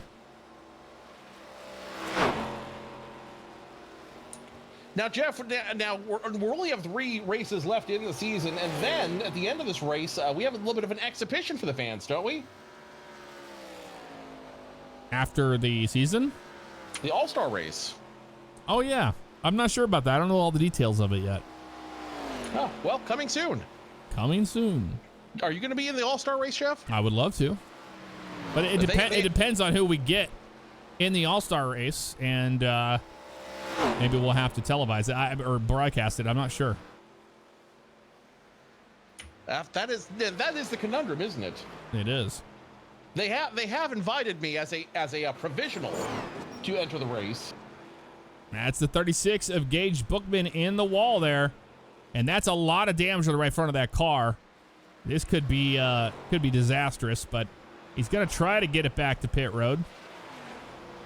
Somebody call Phil Swift, because that's a lot of damage. Oh yeah, that whole right side's just completely pancaked in. And that will be a quick repair. I believe that might be his second quick repair on the night after getting involved in that first incident. He is out of fast repairs. This is all he has. He has to come down, and he will be on the clock to actually get the car fixed. So, tough break there for Gage, as he was on the lead lap, or he was scored one lap down. But 20 laps left to go in tonight's feature. Let's go ahead and take you through the field. Favignano continuing to lead, not yielding a single spot for anybody on the field. He has got 5 seconds now on Chavez Essery, who is in position number 2. The man who could be yielding the top spot in the points right now is Wes Graham. 7 seconds behind. He came in with only 8 points ahead of Leonard Favignano. And he may end up dropping in points after this. Kyle Carpenter and Joel Brown rounding out your top 5. And then from Joel Brown, starting 20th, has moved his way all the way to the 5th position. An incredible drive by that driver. And then right behind him, Jason Lance had speed, started 2nd. He's fought with the car all night long. Came down on pit road, was the first driver we saw to take the 2 tires to see how that worked out for him. He fell back to 10th. He had to come down on pit road during green flag stops, and now he finds himself in the 6th spot. 7th, after winning at Michigan, Jonathan Orendorff started here in 8th and is maintaining just 1 position in front of that in 7th, and Nick Sargent started 19th in that pink 48 car you're seeing here tonight. And he has moved himself up into 8th. Mitchell Calvin started 10th, and he's running 9th, just 1 spot ahead there. But right behind him, not Robert Webb, but Nick Gould in the 14 car started 12th, and he rounds out the top 10. Tyler Schultz in a 94 machine. He has been slowly working his way through this field, up and down inside the top 10 in that DuPont Rainbow Warrior scheme. Will run currently position number 11. Behind him, several spots behind him, I should say, is going to be the number 12 of your past leader, Austin Johnston. Brandon Buggs, the fan favorite, running 13th on the field. 14th will belong to 05 of Clayton Cyrus, and the 26 of Guzman rounds out your top 15. So right now, as they run 63 laps complete at Indianapolis, Favignano 5.5 seconds on Essery. Favignano at the stripe right there, and Chavez Essery just about there. So right there is where he is at. And then Graham, Carpenter Brown, Lance Orendorff, Calvin Sargent, Gould. But the man to beat today has been that 67. It's no surprise after what we have seen out of this driver this season. Incredible run here tonight at Indianapolis. Leonard Favignano makes it look so easy, so effortless, and part of it is just a pure aggression. Part of it is simply talent and skill out there. And after having such a contentious season, it is very interesting. It's very fun to watch him leading this race, not even thinking twice about it. Even at this pace, though, do you think he can hold off at a 5-second pace on the rest of the field? Yeah, and that's the question. You want this to stay green if you're in his camp, but if you're in anybody else's camp, you're hoping for that caution to come out. And Favignano is going to be finding himself on the back bumper very soon of, well, not the 22. I'm trying to figure out who that is he's going to be passing soon. And he'll want to make quick work of him. Jeff, reading the chat tonight, it seems like it's a very special night here at the Brickyard. We've got a lot of birthdays in the house. Oh, okay. We've got a lot of birthdays in the house. Let's do some birthdays. Let's give a shout out to ZZ Top Rock, who's celebrating his birthday tomorrow. Meter Maid and Unholy Disaster 1, who are both celebrating their birthdays today. Ryan Steinhoff, you've seen him on the stream. He's a great competitor. He'll be celebrating his birthday tomorrow as well. Happy 25th to Ryan Steinhoff. A lot of people celebrating birthdays, and we say happy birthday to you from here at the OCRP iRacing League. Well, 66 laps complete here after an incredible drive by the 67, and Essery 5.5 back.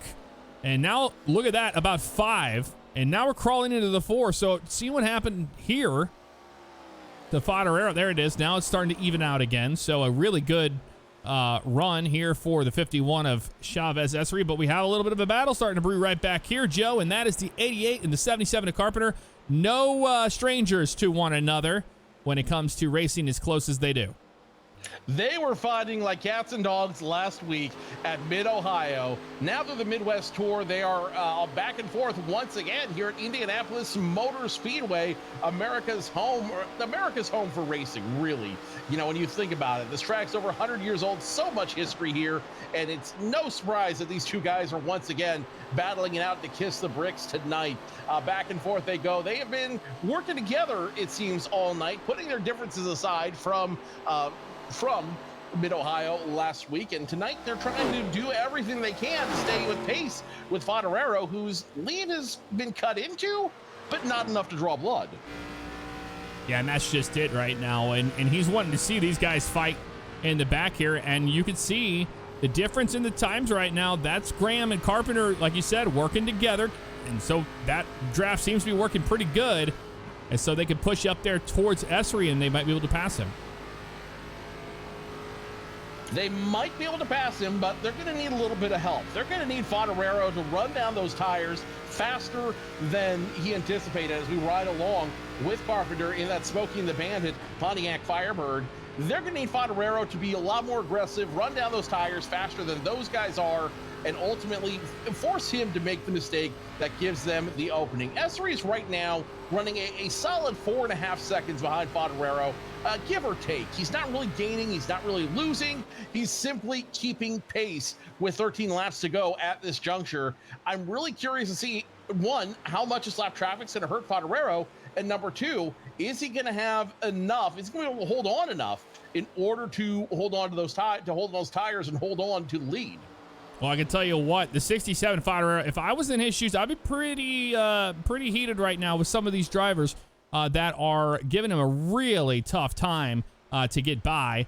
It's almost as if they're holding him up a little bit. And you know, we saw after last week's race at Mid-Ohio, we heard him say, hey, you know, these guys aren't giving me any room. I'm not going to give them any room. And we're seeing exactly that happen. But, you know, the 67 could have easily gave a bump to the 26, but that's not the kind of driver he is. You know, and I don't know. I don't see why this is happening on a consistent basis, but we've seen here tonight multiple drivers have been giving the 67 a really tough time. It looks like the 26 is almost trying to get to his bumper.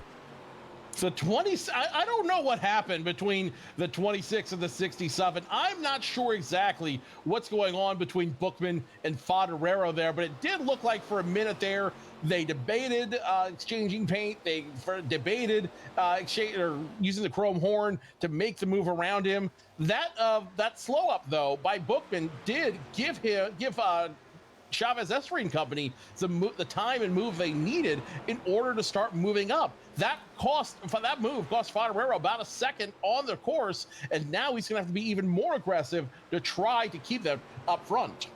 And we will, you know, Gage Bookman has retired his car. The 26 is Zachary Guzman. Zachary Guzman. And he was, apologies. Yeah, and he's one lap down, so he was fighting to stay on the lead lap right there.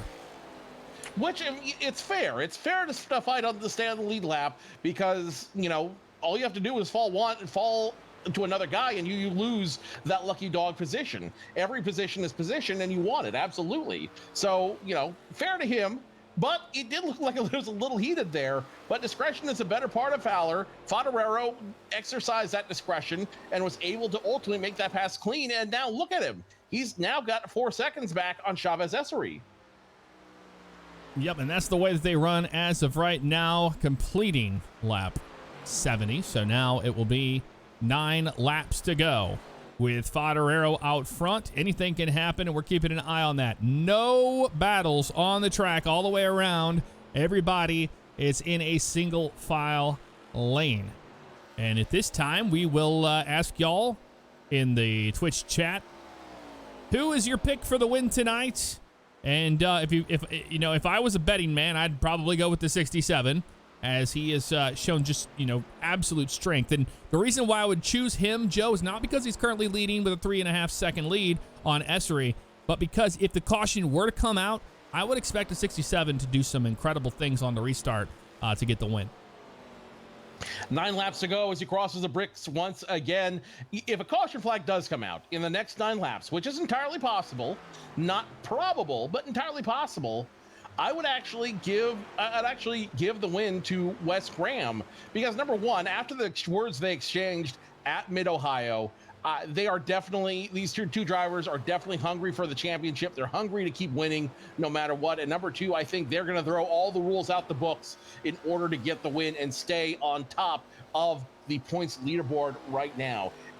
Chat's all over the place right now. We got some rooting for Bay Area Bugs. We got some rooting for Kyle Carpenter. A lot of people saying Favignano and Essery still got a chance. I think it really boils down to, will we see a caution flag in the next 9 laps? Yeah, and I'm not thinking that we are going to, but I don't want to jinx it either. I love seeing green flag races play out the way that they do. We've seen, our share of cautions over the last couple weeks, and right now seeing the green flag run, and I can guarantee you every one of these drivers, regardless of what position they're going to be running as of right now, are happy to see green flag racing. And that's the bottom line here. Everybody's been very smart about their decisions. We saw some issues early on, but that was a lot of the stuff from having VR issues. We saw it at Judd King. We saw somebody tag the wall and slow up, and then everybody started hitting the brakes, and not everybody got the memo. No, not everybody did get the memo, did they? But you'll have that, and time will move on. And time will move on as we continue counting down laps here. We are now in the final 8 of this race, and it's Favignano's race to lose at this juncture. Even when he's slowed down by lap traffic, he still finds a way to get over 4 seconds on Essery, Carpenter, and company. So really, now the odds are on Favignano's side, but all it takes is a little chaos to change that. Yeah, and we've seen it go all the way down from almost 3.5 seconds up to 4, 3.5 seconds to 4. And looking at the lap times as of right now, Leonard Favignano with a 56.321 to a 56.331. Or sorry, 333. That's how close. Two hundredths between the two. Or sorry, about 100th between the two. First and second. So very, very close on lap times. And that's not gains that the 51 wants to see. Instead, that's just maintaining pace.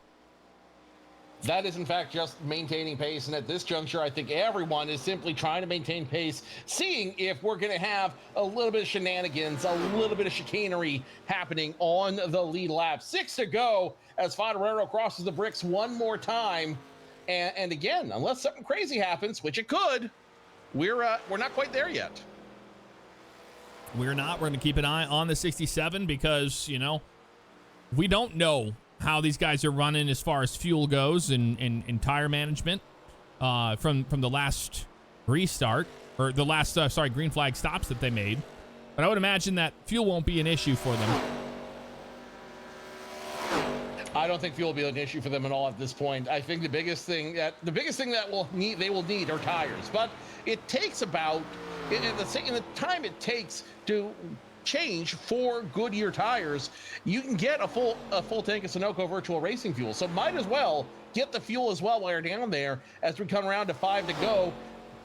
Favignano back around the short chute, cross the bricks, and it will be 5 to go. Favignano still in a commanding lead, taking more time now over Essery and company. Yep, and that is going to be now 4 laps to go at the stripe. The 67 with 4.5 seconds on Essery and Carpenter and Graham. We're keeping an eye on these guys back here as well. And nothing has really changed here. They've spread out more than anything else. They have, haven't they? They have spread out. The field is starting to kind of accept their fate at this juncture, and I think everybody is going to just kind of accept where they're at and take the spot and call it a night, pack it up here. Interesting, but it's very interesting to see how much talent is distributed among this field and how a track like Indianapolis can be a great divider with guys like Joel Brown running going to get a top 5, I believe his second top 5 on the season. Jason Orndorff, who won a race at Michigan, he'll get a top 10 again, as well as Calvin and Gould and Sargent. So lots of great talent and lots of guys we don't normally talk about are all here. Yeah, and this is walking back to talking about points, which you were talking about earlier. Graham is going to lose some points here on Favignano, and those are the two we're keeping an eye on the closest. Absolutely it is. Again, they came into this race with 8 points difference, 8 points separating first and second. Now, Wes Graham was the points leader despite having been sat down a race. He walked in with that 8-point lead, and he's going to leave here probably with if he does have a lead, it's not going to be by much, but I believe Favignano should walk away here. As they stand now, he should walk away with a points lead. And that was the idiot that tagged the wall a little bit right there. So we're seeing guys pushing the car, and it is starting to say no. And it is getting tight on these drivers on the old tires. So we're in that position where anything can happen. We've talked about it. The caution could fly at any time. A lot of guys struggling.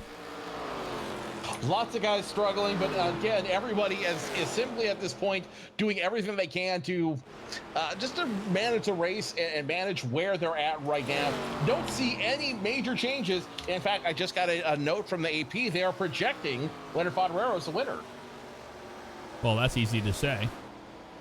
Well, that's why it's the AP. That's why it's the AP that's projecting it. I'm still waiting on CNN and Reuters to come in. So there you go. Leonard Favignano in dominant fashion here tonight, leading a ton of laps as we complete lap 78. 3 to go at this juncture. We are now at the green-white checkered finish. Take a shot, Knuckles. That one's for you. Favignano in his own time zone right now. Essery, Carpenter, Graham, and Brown, your top 5. And even though Graham, we're hearing now from his team that the tires are shot and they're worn, he is done for the night. I don't think he can fall much further. He's still got 6 seconds on Joel Brown and company. So Graham still solid in 4th place. Can't complain about a top 5, especially at a track like this. Not at all, and we're riding on board with Kyle Carpenter. I saw these two almost smack the wall off the corner here.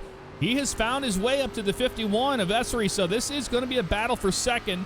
We're going to keep an eye out on everything else on the track as well. Keeping an eye on Favignano. He's still out there right now as he's going to be bringing it to the line with the white flag. Should be coming out here shortly.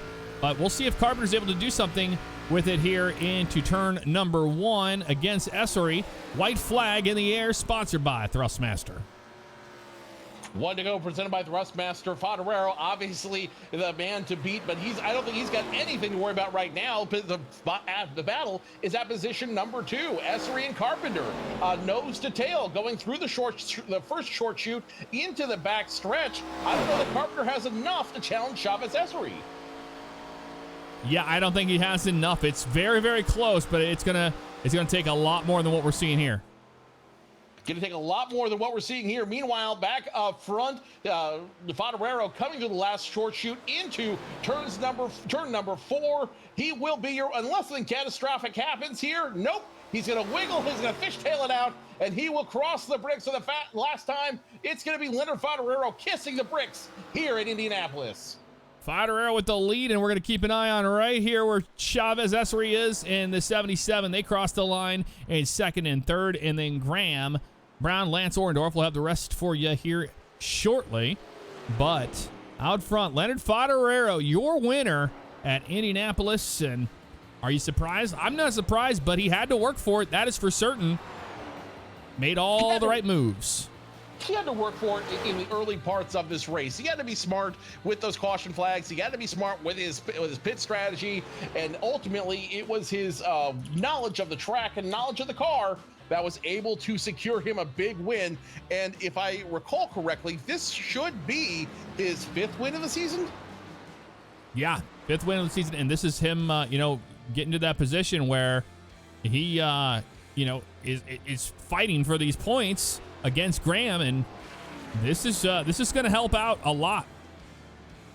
Actually, I take that back. This will be his 4th win in 9 starts here in season 11 of the OCRP iRacing League. This will be his 8th top 5, 8th top 10, and this should, if my math is correct, give him the points lead. Oh, he's going to burn it down here at the bricks. Not a lot of room to do it, but if anybody knows car control, it's the 67 of Leonard Favignano, and he's going to do a little bit of a brake torque burnout for us here on the front stretch.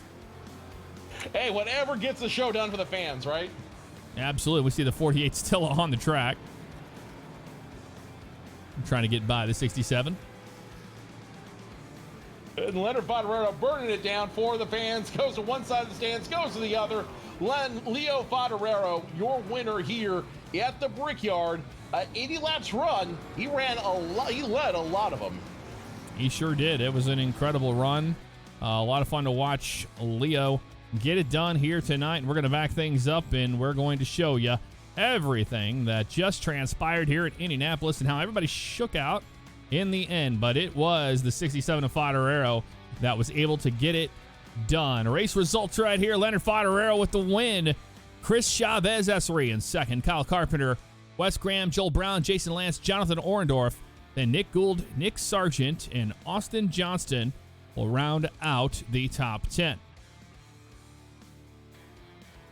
11th will belong to Mitchell Calvin in 78. Tyler Schultz will bring it home 12th. Brandon Buggs in 13th. Clayton Cyrus will finish 14th. Zachary Guzman goes from 17th to 15th. Alex Reno drops 2 to 16th. Robert Bearder, the RAR machine, will finish 2 positions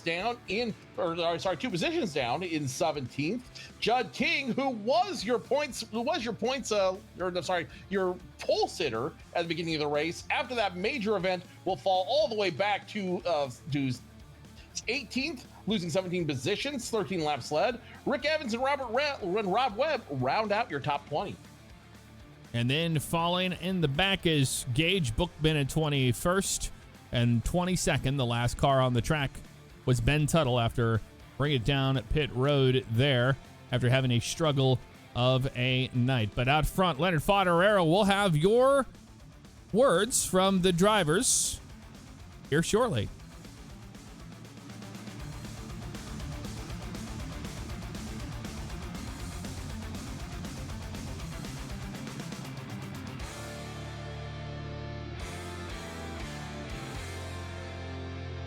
All right, we're going to get caught up with our race winner, Joe. You got him down there in victory lane. Thank you very much. In victory lane with Leonard Favignano. Leonard Favignano, the 5th, will take his 4th win of the OCRP iRacing season.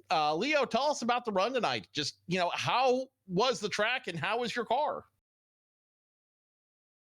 The track was awkward. Indy is always a bit of a snooze fest and a kind of a racy track. It's not, you have to be perfect with the turns. You miss the line just a little bit and your car starts plowing tight towards the wall.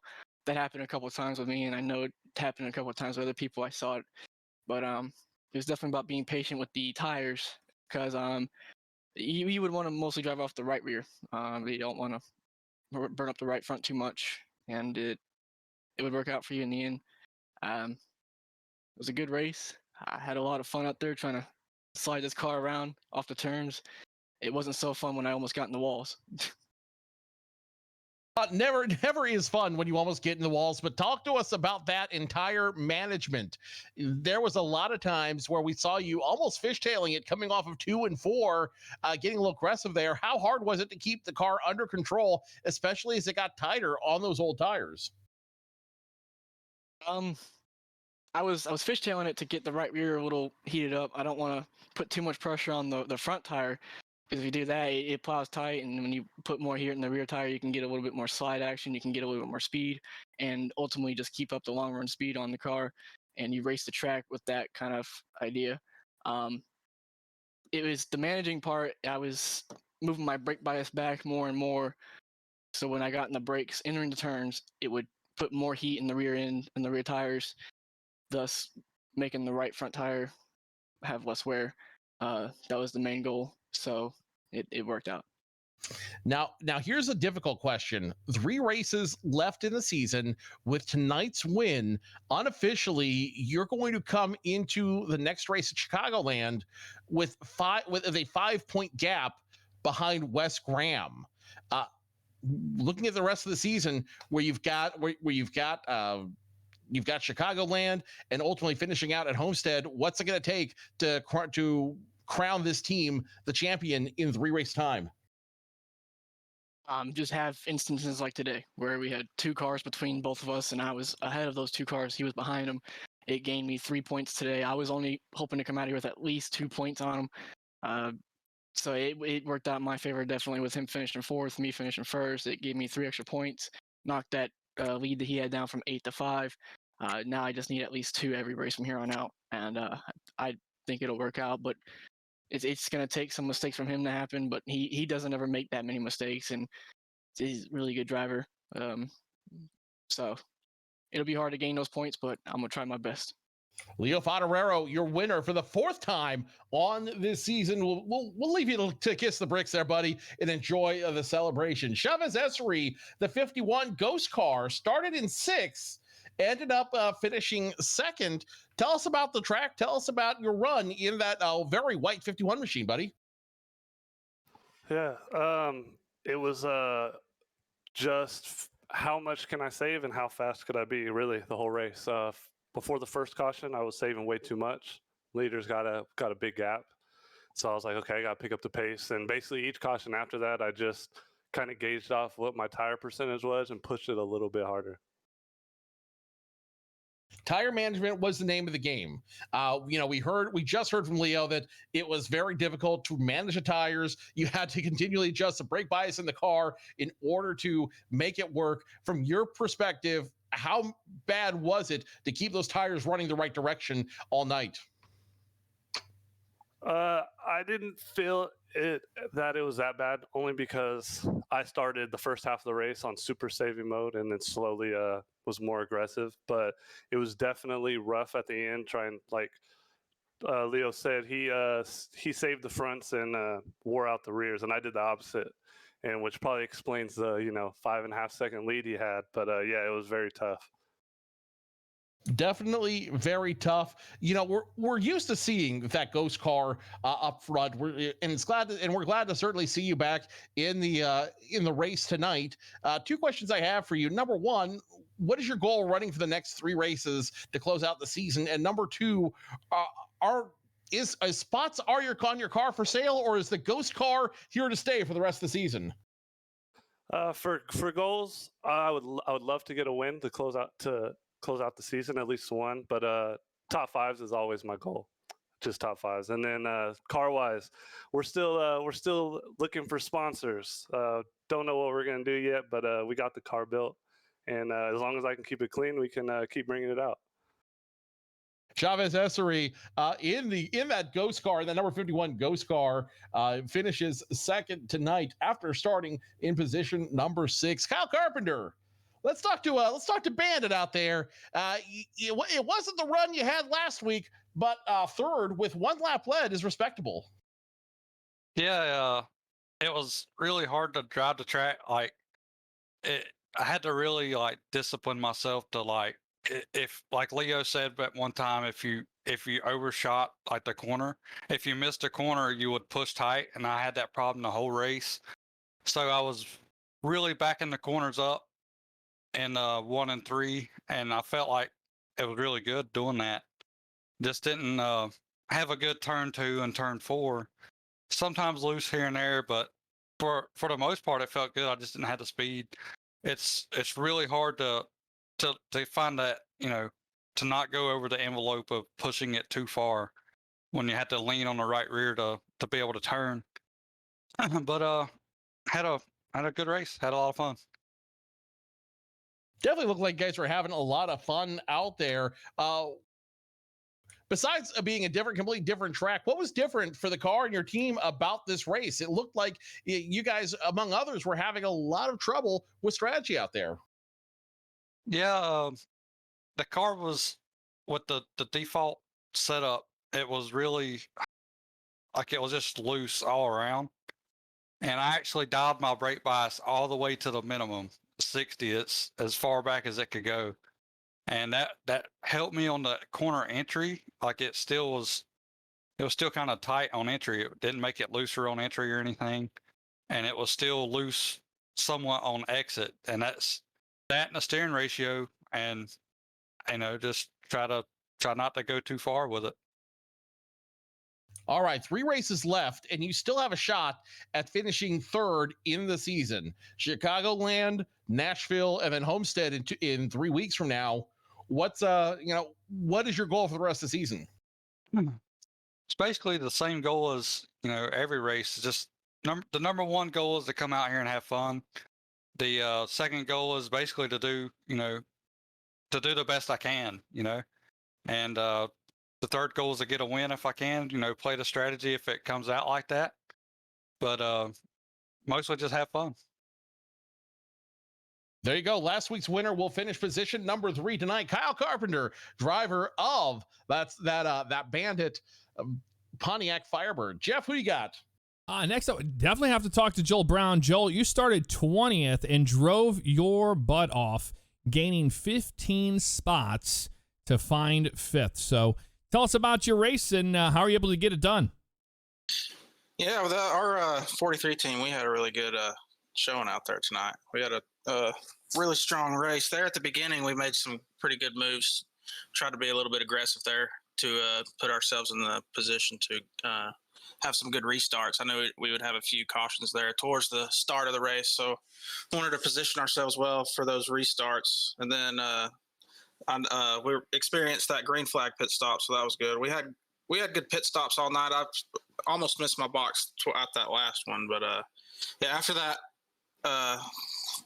green flag pit stop, I just watched Wes and Carpenter and Esri and everybody else. They just checked out. I didn't have anything for them. I was battling at what everybody else was tonight, tied on entry and loose on exit, and there's no telling how many times I bounced out of into that outside wall there out of 2 and 4. But yeah, man, we had a great race. Definitely a lot of fun to watch you crawl from 20th all the way to 5th. Got to talk to Wes Graham, finishing in the 4th spot. Started 5th, so hey, every point counts, especially in a championship. And right now, three races left, and points battle getting pretty tight. What is your strategy moving forward? The difference between Chicagoland and Nashville obviously are different. Which one do you think is going to play out in your favor? I mean, all 3 of them could. I'm really looking forward to the race at Homestead. Nashville, short track racing, anything can happen there. And, Chicagoland, wish they still went there because that was one of the better mile and a halves with the older cars. But, just wasn't our night. Couldn't get the right rear to hook up for us. Now hearing about the brake bias stuff, kind of makes sense. But, I'll have the earlier incident in the back of my mind for these next 3 races. And we'll move on to Chicagoland next week. Well, there you have it. Wes Graham finishes in the 4th spot after starting in the 5th. Moving on, I got to talk to Jason Lance. Jason, don't count you out. You're right up there in the mix as far as points go. You need some good races to go your way these next 3. What is it going to take your speed that you show week after week and having a pole or starting in 2nd and to actually finishing one of these things off? I'm just glad to have those guys ahead of me in points, just have some trouble. Maybe I'll get lucky and gain some positions on them. But yeah, I was struggling tonight like everybody else was. I just, once I seen everybody that we were having like the caution like every 10 laps, I knew to have them happen like twice. And then so I thought that was going to be a trend of the race for a while. So that's why I didn't take tires that one stop, which threw me off for the rest of the race. And I was just out there struggling after that. Well, I mean, coming down pit road and you making those bold decisions to do that, it didn't really hurt you too bad. I mean, you started in second and you end up sixth. It could have been way worse. So it looks like that is going to help you out moving forward. I'm going to let you guys get to your driver's meeting, and we will get back to the booth ourselves. Thank you so much tonight. A lot of fun, and probably one of the more memorable and fun races to watch at Indianapolis. Thanks for the Broncos. Bye now, man. All right. Well, we heard from the drivers there, Joe, and some of them seem still a little salty here and there, but that's what happens when we talk to guys like right after they're done racing. But it's going to be real interesting these next 3 races. You guys that are watching here on twitch.tv really appreciate that. And those of you that are watching on Favignano Live, if you want to watch these live, it's Thursday at 9 p.m. The green flag throws at 9 p.m. Eastern. You don't want to miss that. The next 3 races, it's heating up. It's going to be close on points, Joe. Who do you think's got it? I think the one who will have it, I think the one who's going to win the season is going to be one who can be patient, who can bide their time, who can drive their way through the field and ultimately make the smartest moves to get the win. You know, as we saw tonight, racing is not just about who's fastest, who's most aggressive. It's about strategy. It's about being smart. It's about driving in a way that protects you, protects other people, and ultimately gives you the advantage in winning. Tonight, as we go through smaller and bigger tracks in that order, we're going to see we're going to see the cream rise to the top tonight over the next 3 races, and it's really going to be who can manage their emotions, manage their car, manage the race, and ultimately keep the hammer down, going the right way, and keep them moving forward. You know, it's still it's really down to 2 people to win this season. But whoever can be the bigger man, who can ever be the smarter man, and whoever can dedicate themselves to being the better driver every Thursday, that's what it's going to take to win a championship here. And when you do, it's definitely something you never forget. We'll see how the points shake out here. But, you know, Jason Lance said a very interesting thing and said, hey, you know, I'm just going to sit back here and wait for those 2 to make a mistake, because they would both have to have DNFs basically at this point to really even show him in contention. I'd have to actually look at the math once the points update tonight, then we can see how close it will actually be. Remember, we have a drop week that's going to change up everything as well. So even when we get to Homestead, we're going to have to keep an eye on that drop week, because that's going to change up how everybody runs as they are on the track to the end. So it's going to be interesting for sure. And Fodorero and Graham, you know, the pressure is applied to both of these drivers to be, you know, in that position to win the championship. And we see guys, you know, that it's been just such a roller coaster of a season with this car. I think Nashville's going to be fireworks, especially, you know, right before you move on to Homestead. You know, Chicagoland will be a fun one to watch for sure. So a lot of strengths in these drivers will be shown in the next couple races, especially, you know, going from a short track to a big track. So we'll have to see how it shakes out, but it's anybody's guess, but it's definitely going to be between the 88 and 67. It'll be a showdown for sure. For sure. It'll definitely be a showdown for those 2 drivers. And again, they are no stranger to controversy. They are no stranger to racing each other hard. And I think for the next 3 races, they are going to put on an incredible show coming down to the championship Thursday at Homestead, Miami. Well, there you go, Joe. That is the Brickyard 200 here tonight. Thanks for joining us once again. It was a lot of fun as always. And, we will see you next week for sure. My name's Jeff Favignano and Joe Cortez. We're out for the night. We'll see you next week.